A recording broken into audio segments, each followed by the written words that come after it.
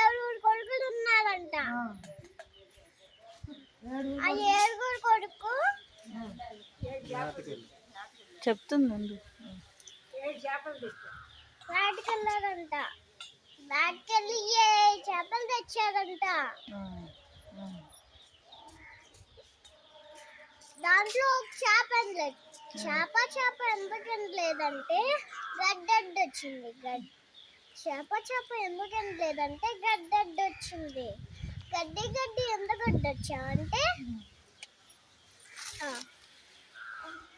ఆవును తినలేదు.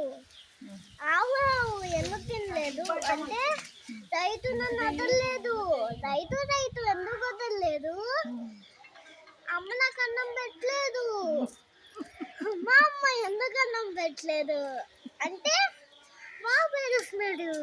బాబు ఎందుకు వేస్తున్నావు అంటే చీమ కొట్టింది. చీమ ఎందుకు కొట్టా అంటే నా బంగారు పుట్లో చీమతో కొట్టినా అంటుందా?